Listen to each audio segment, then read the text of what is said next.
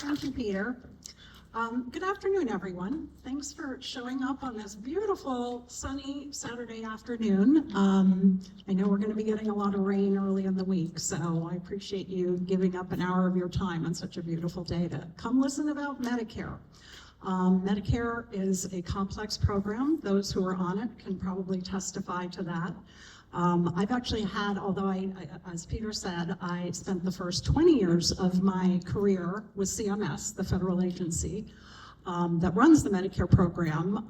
After I left CMS, I went into consulting, and I've been consulting for the last 16 years. So my entire 36-year career has been in Medicare. I feel like I go to sleep at night and I dream about Medicare. It's been my whole professional world.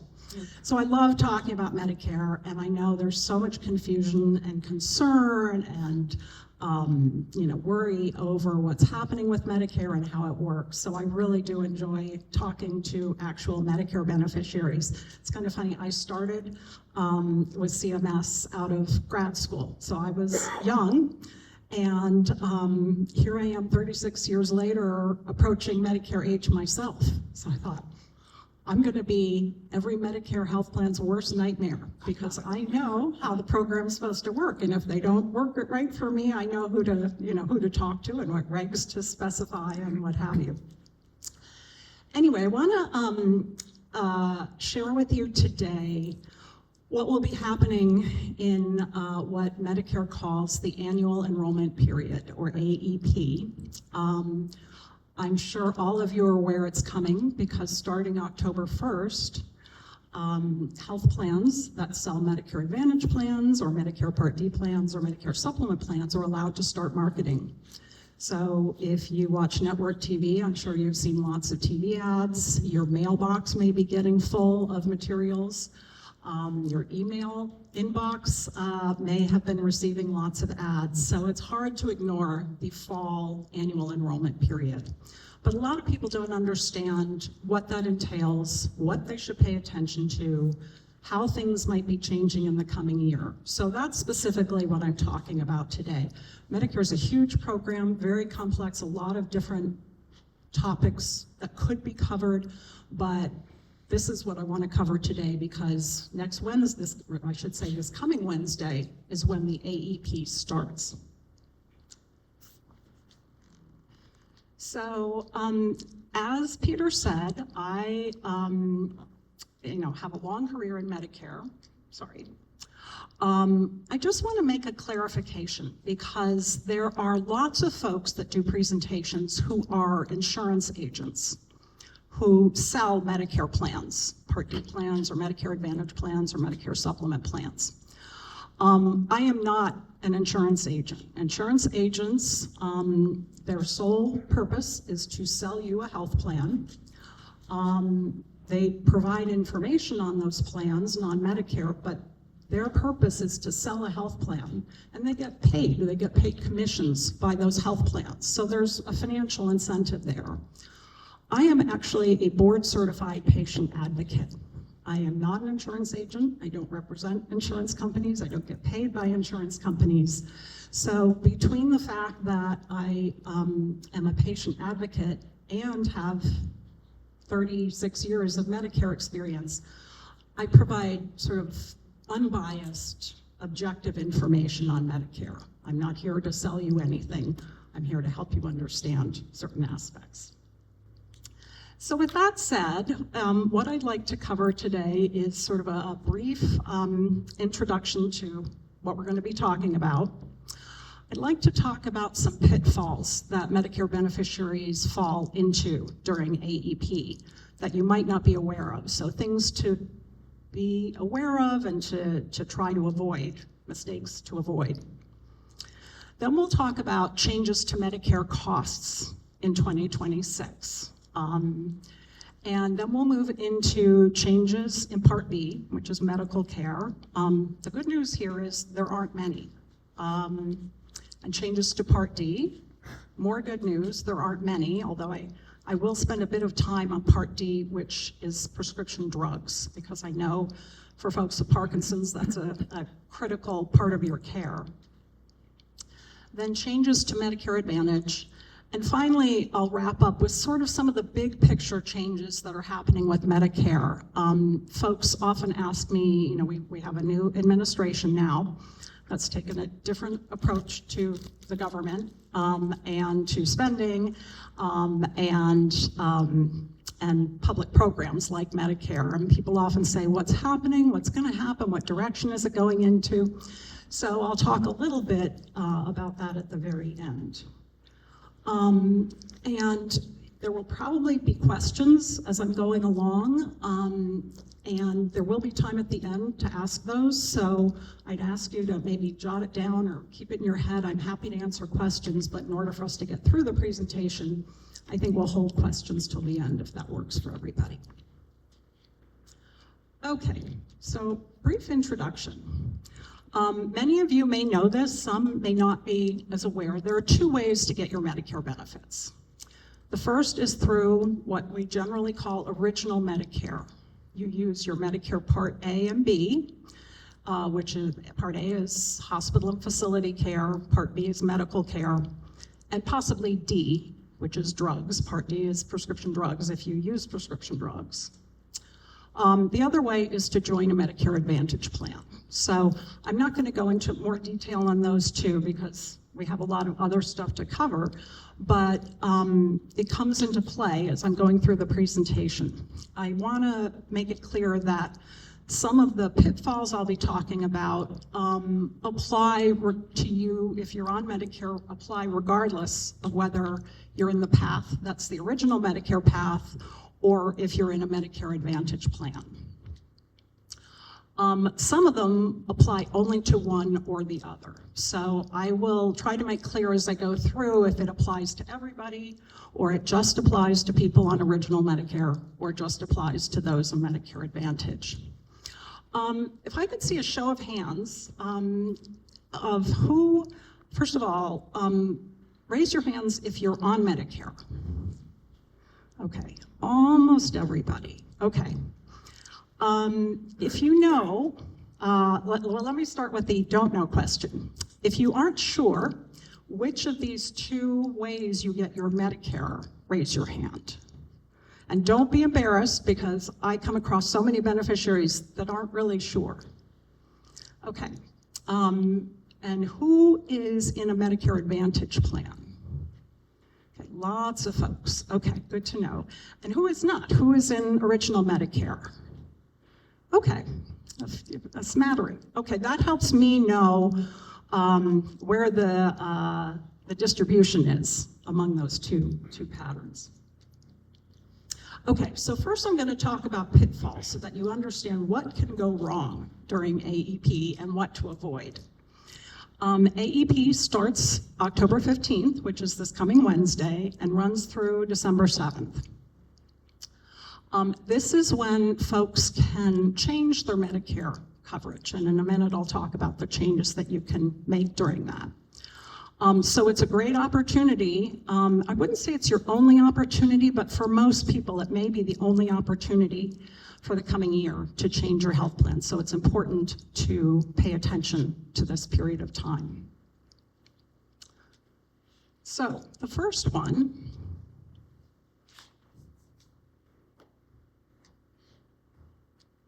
whoops, did we lose our clicker? Sorry? Okay. We're going to switch gears a little bit.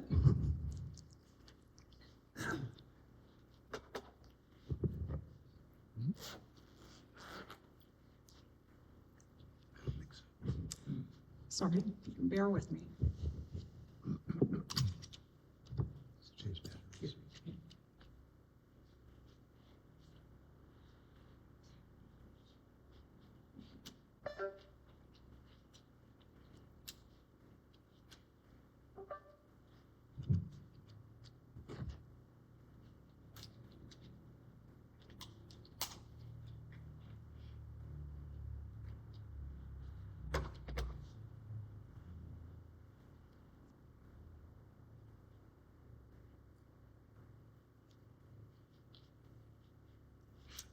I apologize. Let's see.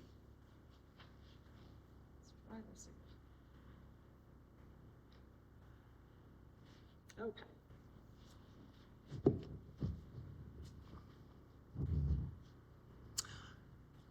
Thank you for being patient. These technical issues happen sometimes. So confusion about enrollment periods. There are a lot of different periods that CMS has for Medicare beneficiaries.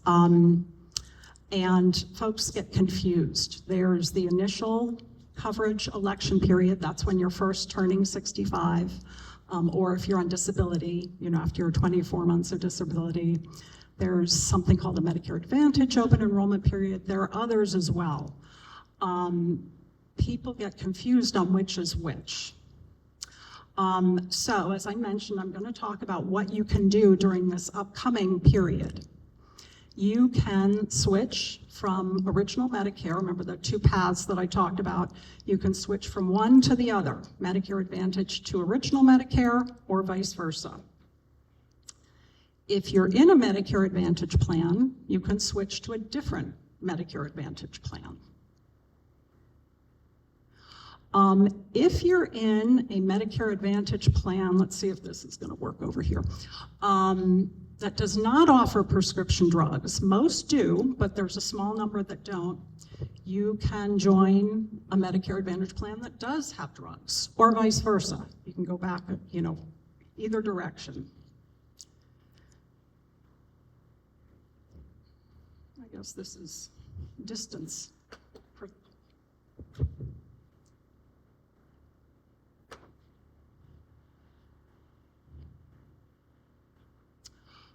And finally, if you're in original Medicare, you can join a Part D plan, a prescription drug plan, if you're not already on one.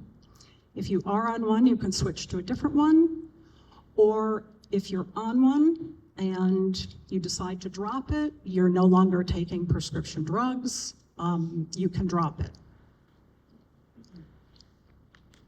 So the pitfall is not understanding when you can and can't make changes or which changes you can make, and you could miss the opportunity to make that change, and you may not have another opportunity for the rest of the year. So the second one is confusion between Medicare Advantage and Medigap. There are two very different ways of getting your coverage. A lot of folks aren't clear about it. So switching from one to another without understanding the differences and the impact that it may have on your coverage you could end up being dissatisfied with the switch or with not switching. So it's important to understand both methods of getting Medicare so that you can make an informed decision that you're making the right decision for yourself. Then there's not considering your Medicare prescription drug needs. I'm going to spend a little bit more time on this because this one's important. Part D plans, including Medicare Advantage plans that offer drugs, Part D coverage, change their formulary year to year. The formulary is the list of drugs that they cover. They sometimes drop medications. They may add medications. They may change which cost pricing tier your drugs are in. So for example, most have about 4 tiers. So the cheapest tier are generic drugs, and then brand name drugs, and then specialty drugs. So they may move a drug from a lower cost sharing tier to a higher cost sharing tier. They also may add requirements like you need prior authorization. Maybe right now in 2025, your doctor prescribes a drug, you go to the pharmacy, you get the drug, it's easy. Possibly in 26, they may decide for that drug, we're gonna require prior authorization. So your doctor then has to submit a request to your Medicare Advantage plan or your Part D plan to get approval for that drug. It might be denied. Then you're in a situation, should I appeal it? Do I pay out of pocket? So there are a number of changes that can happen with formularies at the beginning of a calendar year. Something to be aware of is if your Part D plan, whether it's a standalone Part D plan or it's part of your Medicare Advantage plan, does make a change to a drug that you use. If they drop it altogether, or they move it to a higher cost sharing tier, or they add requirements like prior authorization or step therapy. Step therapy is a fancy way of saying, we're not going to let you take this drug until you try this other one, usually cheaper, first. Or, you have to try this other therapy first before we'll do this drug. So that's another change that can be made. If they remove a drug from the formulary in the coming year, they have to provide you a transition fill. And what that is it's a 30-day extension. It's a 30-day refill, if you will, of that drug, which gives your physician time to try you on a new drug that is on the formulary. So just keep in mind, if you learn that a drug you're taking is going to be dropped in 2026, you do have that 30-day window. For those in nursing homes or skilled nursing facilities, that's actually a 90-day transition period. So you get 90 days of that drug before you've got to transition to some other drug. The other thing I want to mention about changes in drug formularies is that your Part D plan or your Medicare Advantage plan, if it covers drugs, is required to send you a notice telling you at least 60 days in advance that they will be dropping a drug that you're taking, so that you know and that you have time to prepare with your physician, first of all, to request that transition fill that I just talked about, but it also gives you and your physician time to try other drugs that are going to be covered in the coming year. So although your mailbox may be stuffed with information from different health plans marketing to you, trying to get you to switch plans, and it's easy to take all that Medicare mail that you get and throw it in the trash, or if you're getting it through email, to delete it. I strongly recommend open up every envelope to make sure that you're not missing a notice from your current plan talking about the changes coming that they're making for 2026.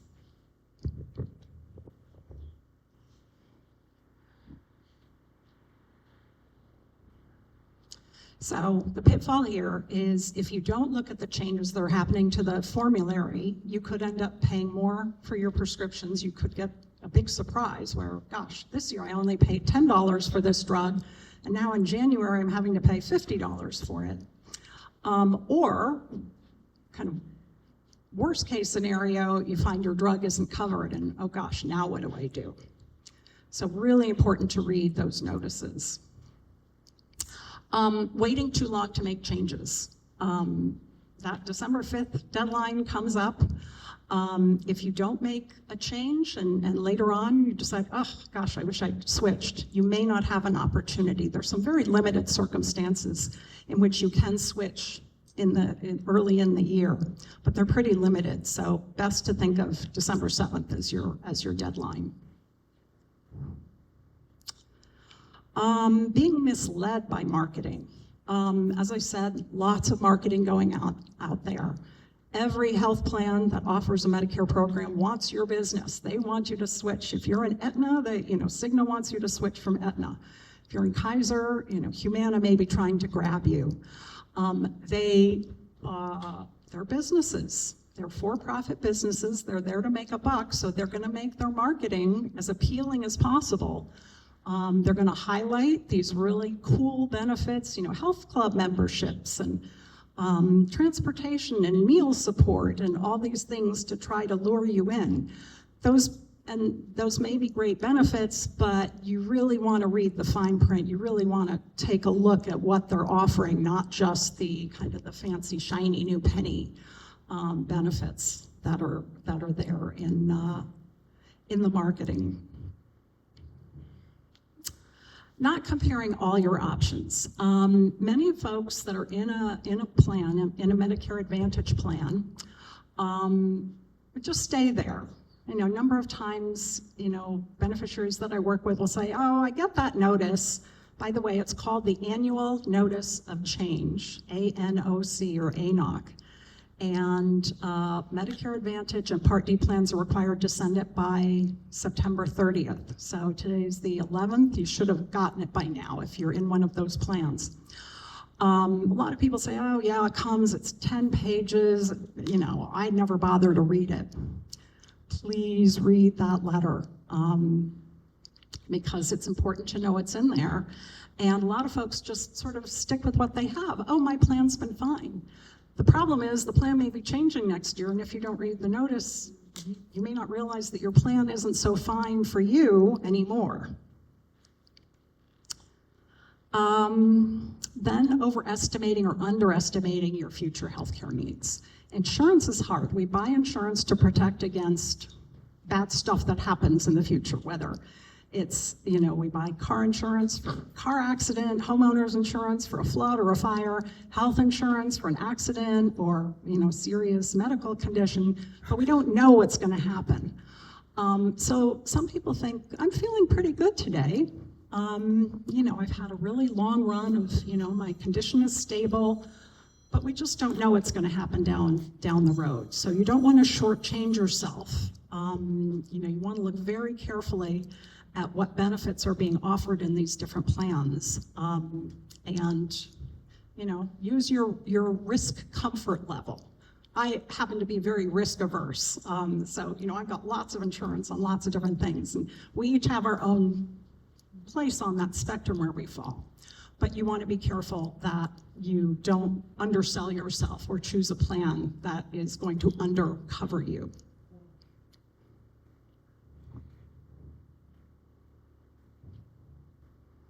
Overlooking plan changes, I mentioned this before, read that annual notice of change. Lots of things can change during the year. Your costs, your monthly plan premium, the copays, the deductibles, provider networks change. Health plans, Kaiser, Aetna, Cigna, all those, negotiate their contracts with their hospitals and their doctor groups each year. And sometimes those contract negotiations fall through and all of a sudden you get a notice saying, my doctor's group is no longer in network. What am I going to do now? I mentioned how formularies change and out-of-pocket maximums change. So important to read that. If you don't, if you fail to review those, you may find that your plan that was working so well isn't now. Your doctor may not be covered. The pharmacy you like to go to may no longer be in network. Ignoring the total cost of a plan. So, when you're looking at health plans, a lot of people start with the plan premium. How much is it going to cost me per month? And that's a really important consideration, but by no means the only consideration. You want to look at other costs. Is there a deductible? How much are the co-payments or the co-insurance? Co-payment is a strict dollar amount, $5 for prescription drug, that's a co-payment. Co-insurance is a percentage. You have to pay 20% of your hospital bill. So that's the difference between those two. What are the limitations? If you need physical therapy, do they limit it to a certain number of visits per year? So you want to look at all the costs before you determine what is the best, financially the best plan for you. And finally, Medicare is complex. That's why I do what I do. And especially if people have complex medical needs, trying to figure this out on your own is hard. There are resources out there.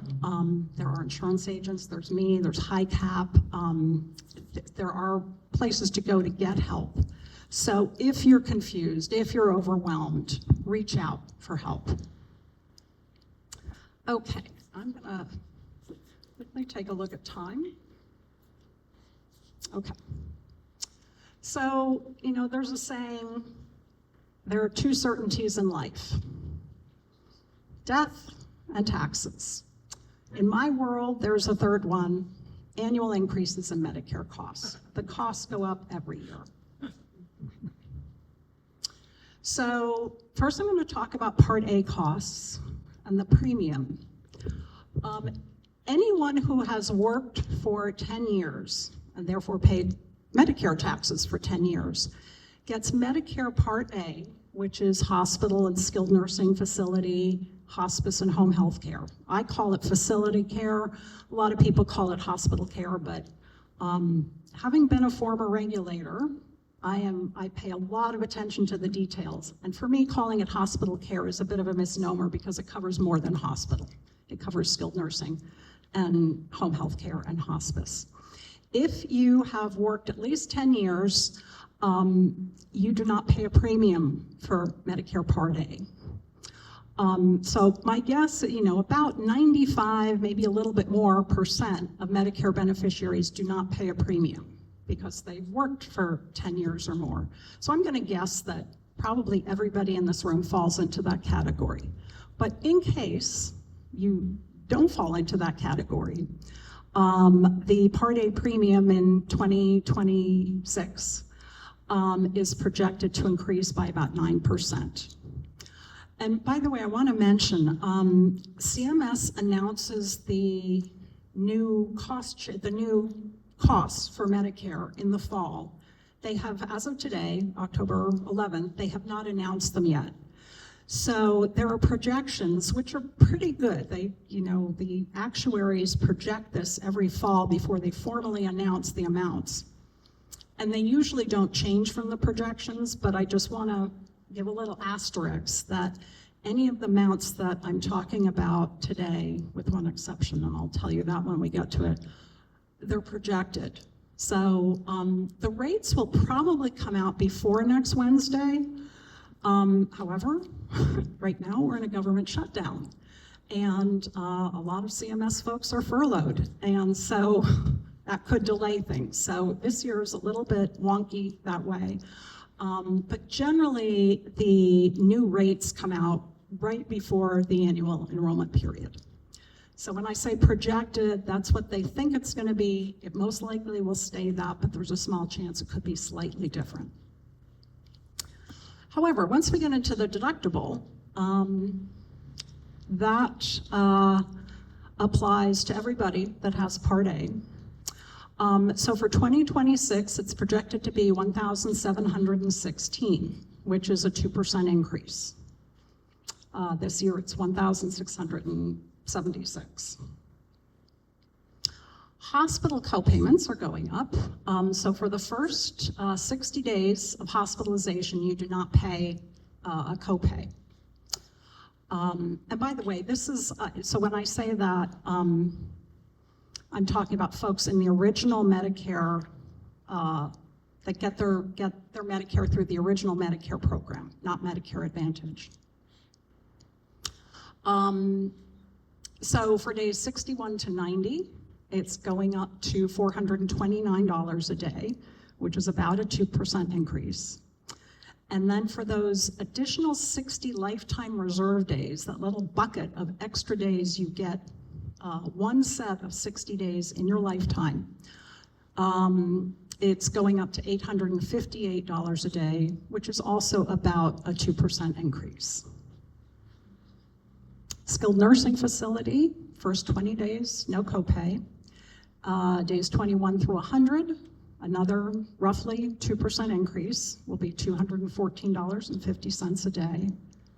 And again, these are all projected amounts, but it's likely that these numbers will stay. So then Part B, everybody pays the Medicare Part B premium. This year, it's $185 per month. It's going up to $206.50, a larger increase, about 12% more. The IRMA.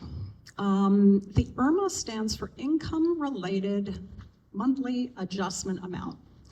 So for Medicare beneficiaries who have higher levels of income, they still pay the Medicare Part B premium, but then they also pay like a surcharge. They pay an extra amount. So if someone's making $500,000 a year, they're still working and they're, a lawyer or what have you, making $500,000, they're going to pay this, well, I'll use 2025 numbers. They'll pay the $185, but then they'll pay another amount above that.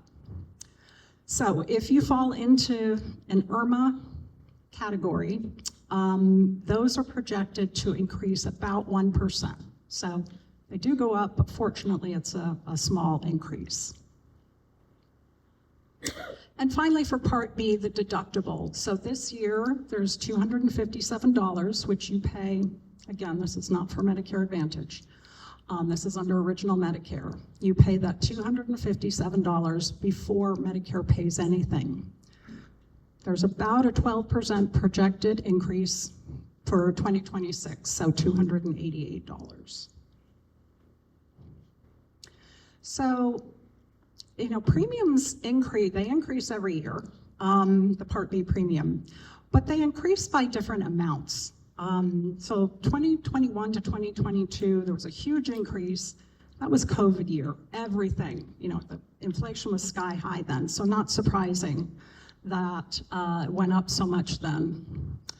And it's not going up quite as much for this coming year as it was in 21, but it's still, as you can see, a significantly higher amount. The actuaries do these very complicated calculations to come up with these numbers, but I will say that inflation does play a big part in it. There are other factors as well, but I think the fact that Medicare Part B premiums are going up by 12% this year is yet another underlining fact that we've got out of control inflation.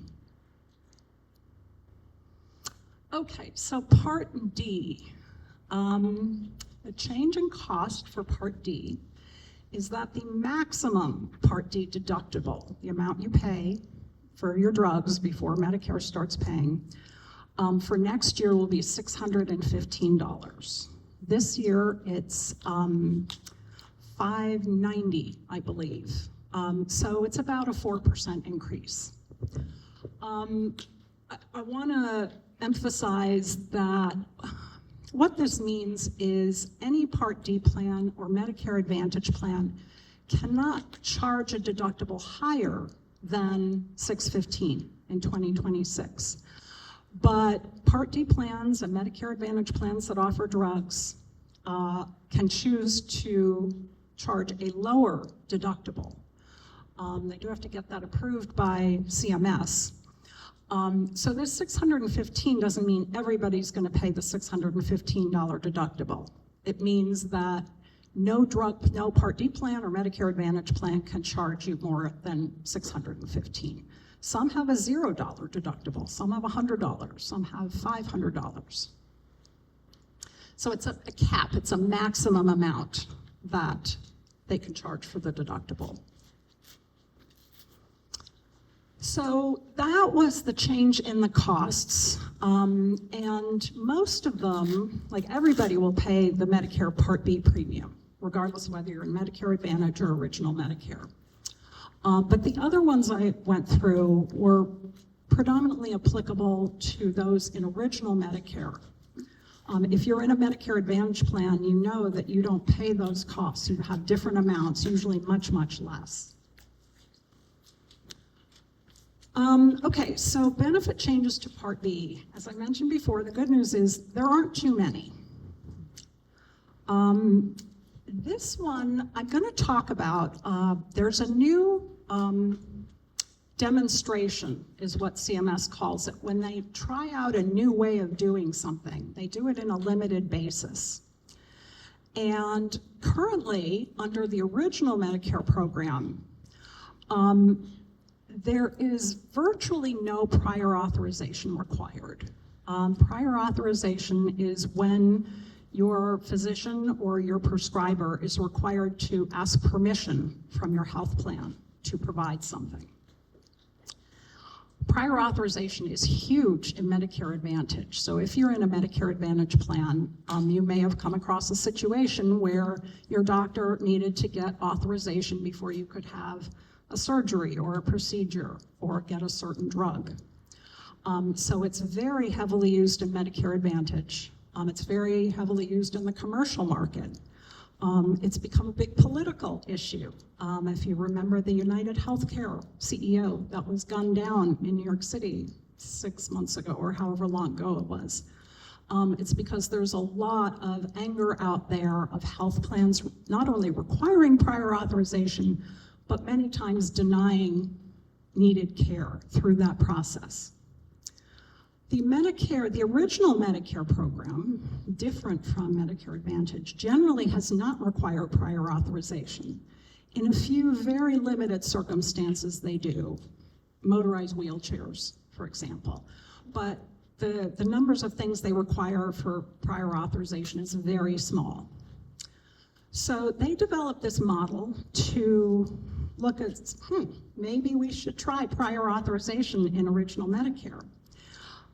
They're doing it for 6 years, starting next year through 2031. And you'll notice California isn't one of the 6 states. So yay, we don't have to worry about this right now. But the reason I included it is that this is a window into a change that is likely going to be coming. So since we don't live in one of those 6 states, this won't apply to us, but it does give us an indication of where Medicare is heading. As I mentioned, right now, very, very few prior authorizations required under original Medicare.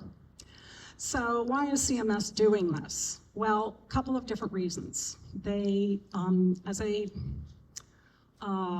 effort, a cost savings effort, but an appropriate cost savings effort, they want to try to root out fraud, waste, and abuse. And that's been in the news, and there are a number of different ways they're doing that throughout the government, not just Medicare, all the different agencies. They want to make sure that the care that's being provided is necessary and it's appropriate for someone's condition. Health plans, including Medicare Advantage plans, have started using AI, artificial intelligence, and machine learning in making prior authorization decisions, which I find very frightening. A machine is, in these cases, looking at your medical records and making a decision, does this person need this procedure or surgery or medication or therapy? I will say the Medicare Advantage plans say they don't rely entirely on AI, that if AI determines that the procedure this physician's requesting isn't necessary, it goes through a human level review before the plan makes a final determination. So it's sort of a screening, they use AI as a screening method. I don't know if that's true or not. I've done a lot of consulting with Medicare Advantage plans, and I've seen that sometimes what they say is different than what they do. So I tend to, to be dubious as to whether they are always sending a decision that AI has made to a physician, a human being, to make the final determination. But this is the way things are going. AI is becoming part of every aspect of life, really. And because health plans that serve, under 65 people are using AI, and Medicare Advantage plans are using AI, CMS is looking at, let's do this experiment in these 6 states and use AI and see how it goes. So finally, CMS is trying to focus their spending. Healthcare spending keeps going up. It keeps taking up a bigger part of our gross domestic product. So they're trying to make sure that the money they're spending is really for appropriate care.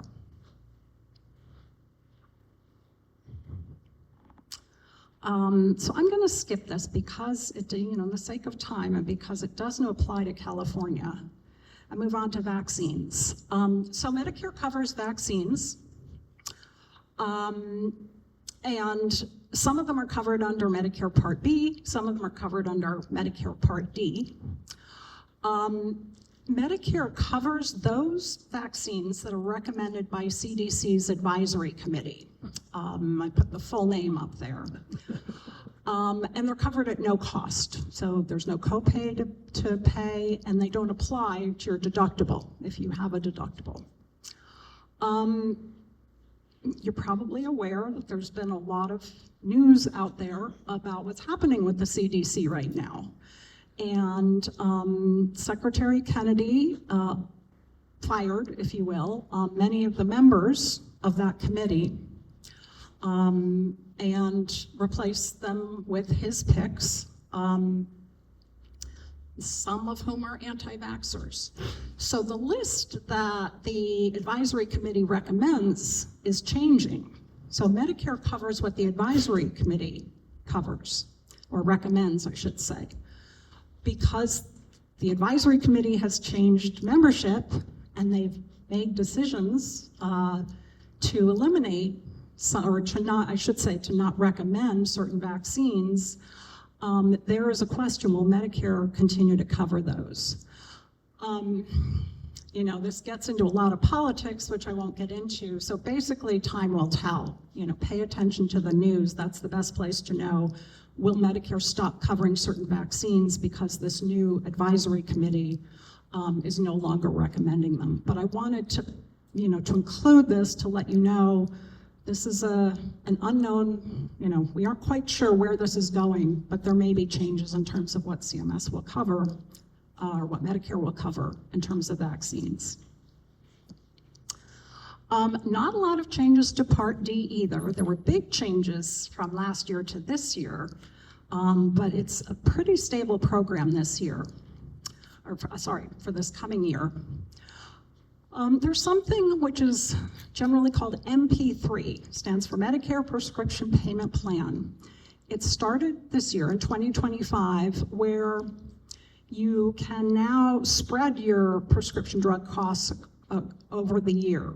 So for example, if you enroll in this program, and for example, you have a very high cost drug, you know, it's a $6,000 drug. Before this program, you'd go in, let's say, to the pharmacy in January, and you've got to shell out $6,000 to get your drug. With this program, for those that enroll, Medicare will take those costs and spread them out over the remaining months of the year, so that you're paying a portion of it each year. What changes next year is that if you enroll in this program in 2026, the change is that you'll automatically be enrolled in it in the following year. As of right now, if you're in the program right now, you have to re-enroll or renew for 2026. You have to make that positive change to stay in the program. But starting in 2026, if you join, you'll automatically be carried over in the program to the next year.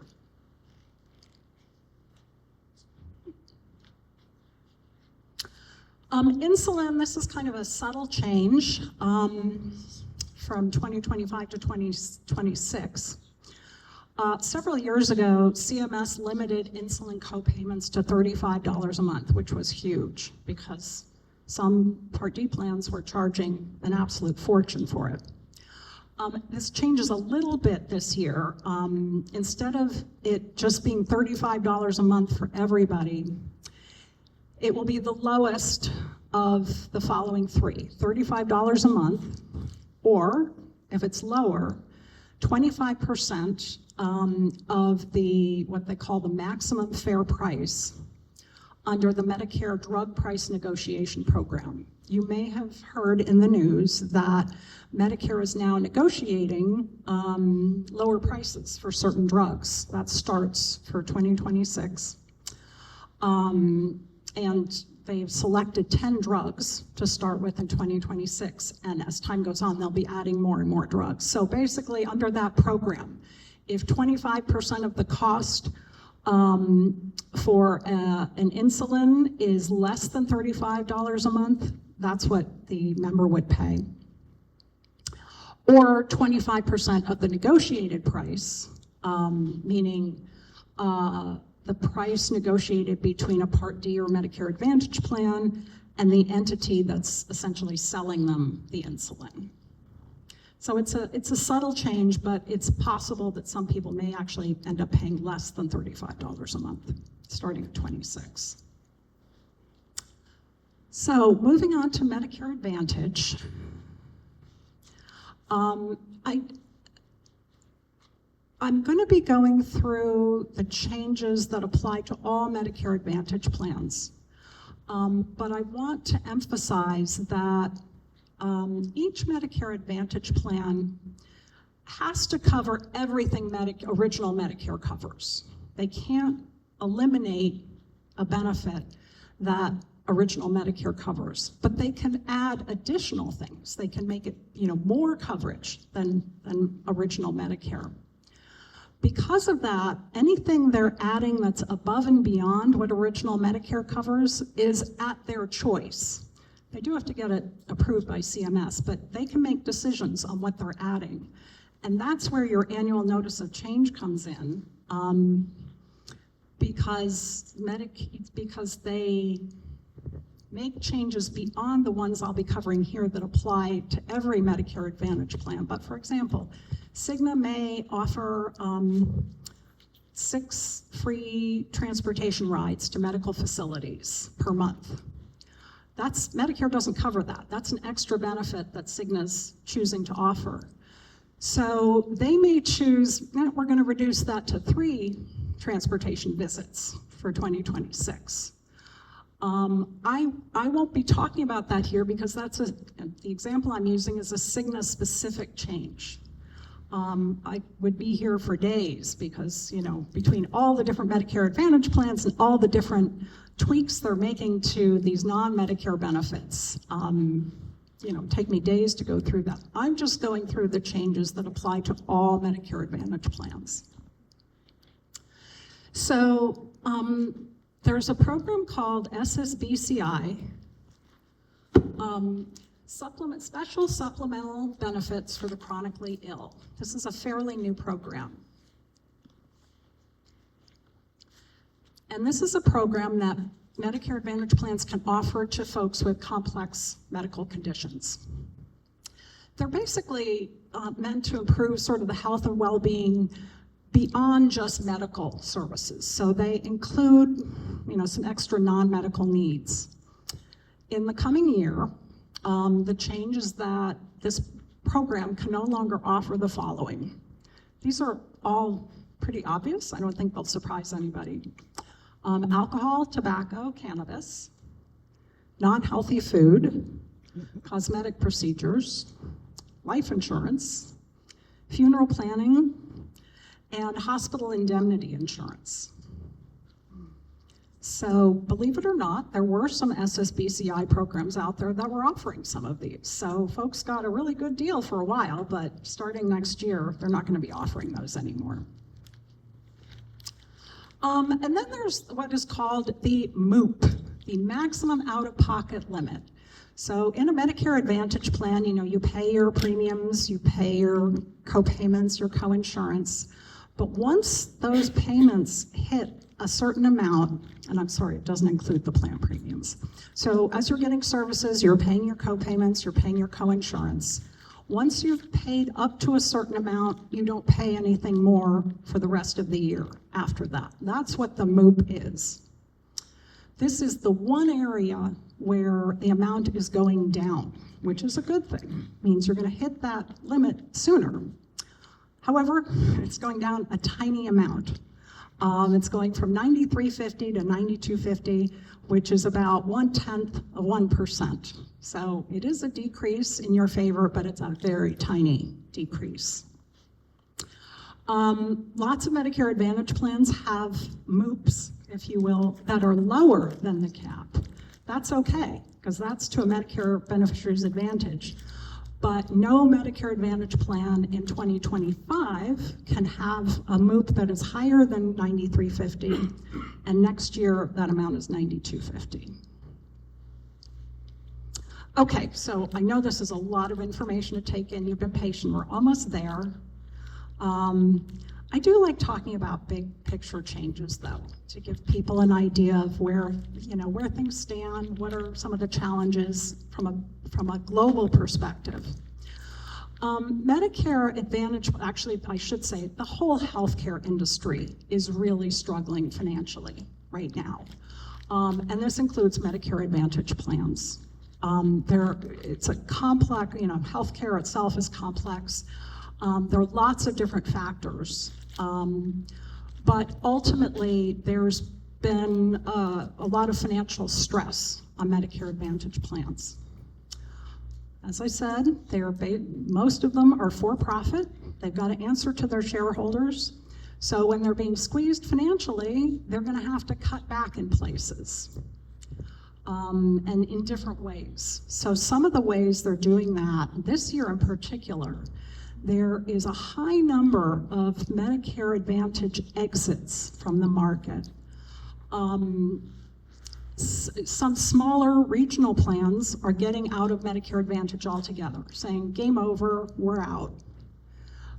Some of the bigger plans, United, Humana, et cetera, aren't getting out of Medicare altogether, but they may be getting out of certain areas, or within a service, geographic service area, maybe they cover California, Oregon, and Washington, and they're going to get out of parts of Washington and California. So there's sort of a contraction of Medicare Advantage, and for the first time in, I forget the number of years, but many, many years, there will be a decline in Medicare Advantage enrollment. Medicare Advantage enrollment has been going up, and we're currently at about 50-50, maybe 49-51 in terms of original Medicare versus people in Medicare Advantage. Next year, that number is going down, partly because there are just going to be fewer plans out there.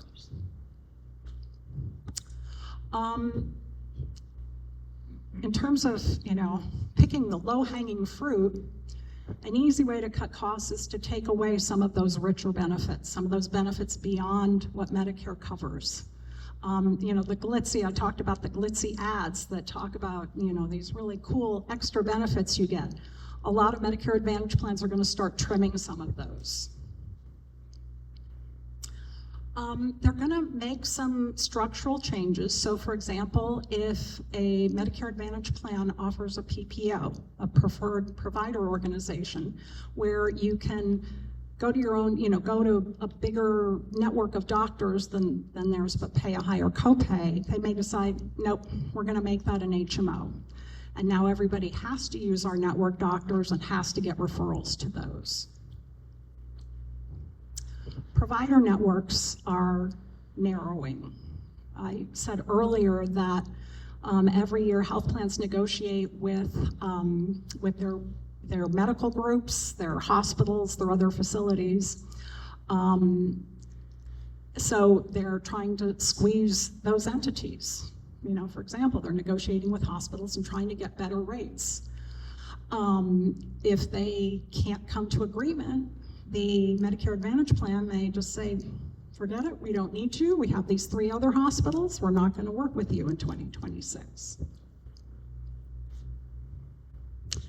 And finally, it's been rare that Medicare Advantage plans have had deductibles, meaning once you join the plan, you've got to pay a certain amount before the plan starts paying.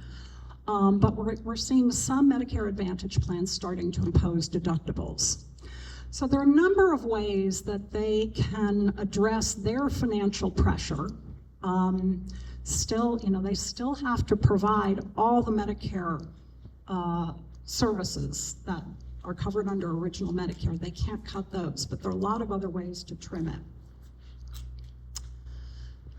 So in terms of, how does this impact those managing Parkinson's? With the exception of, if we put prescription drugs aside, there aren't any direct impacts.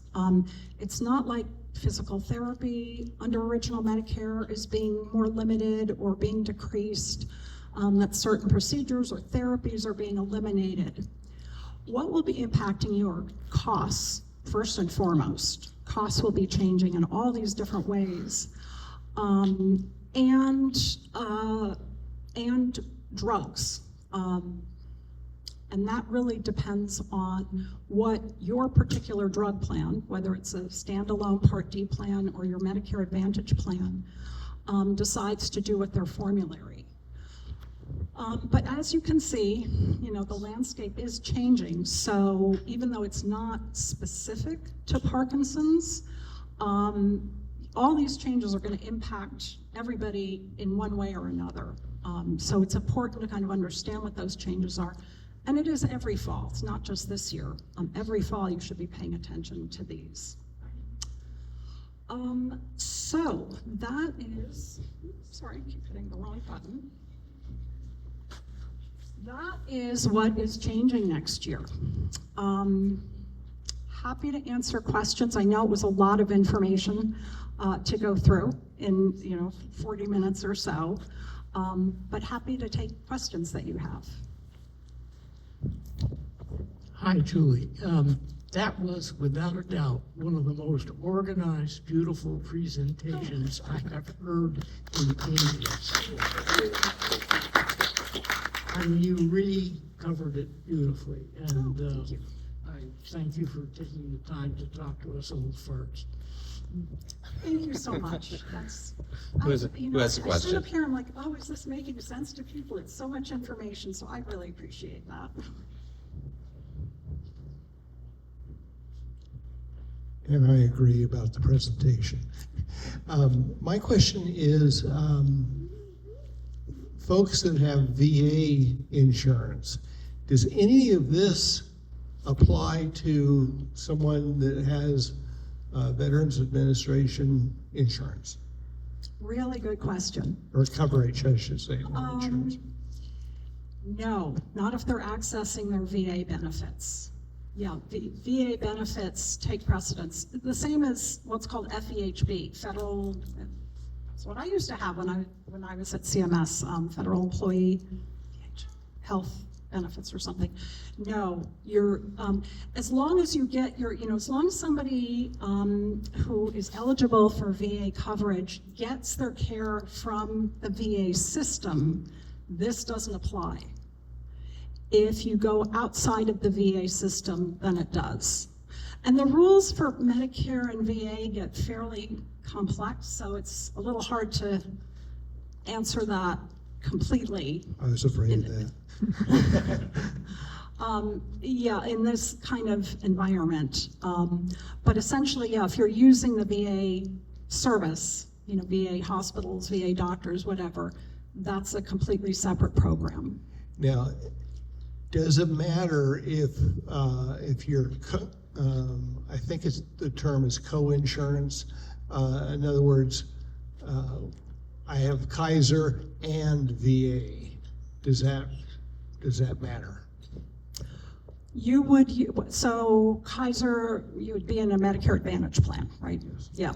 No, if you're getting your care from the VA system, whatever the VA charges, whatever co-pays, co-insurance they're charging for their services, you would pay that.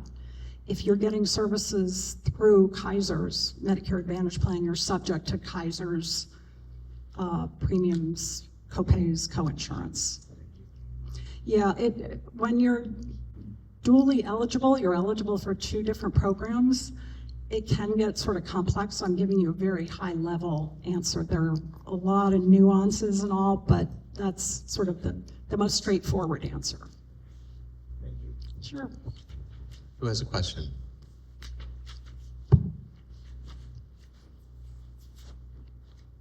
I do. Okay, this gentleman. Okay, I'll get right there. Mine is, yes, that form came in the mail about a week or 2 ago, and I looked at it, and I just looked at the top line. I didn't look underneath, and I was like, oh, actually, the drugs thing is going to go down. But I didn't look at what drugs or any of those other things. So thank you. I appreciate that heads up. I hate to use the word lecture, although I lecture Medicare beneficiaries. Please read your ANOC. If you come away with nothing else today, hopefully you come away with, read that annual notice of change from your drug plan or your Medicare Advantage plan, because it is important. It's got good information in it. Well, and historically, mine isn't very big, but my wife's was with Parkinson's, and there were drugs that were a couple $1,000, and those things, all of a sudden it was tier 4 instead of tier 3. So, stuff like that. Yeah, yeah. Who had a question? Okay, go for it.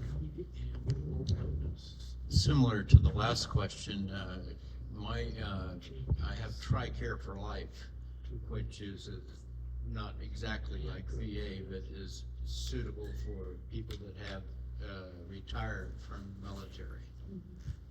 And how is that? You know, they send me notices that you don't need Part D because we'll cover that, your prescription drugs even better. Yeah, I'll be honest, I'm not an expert on TRICARE, and how they cover it. Probably my recommendation would be, I can give you my website where you can, by the way, I should tell everyone this, I do complimentary 30-minute phone calls with folks. And if I can answer their question in that time, I'm happy to do so. If they've got a more complex issue, then they essentially hire me as a consultant. Probably the best thing I'd recommend is book one of those calls with me and give me more specifics, and I can look into the TRICARE aspect. Because TRICARE has its own, it's equally complex, its own set of issues.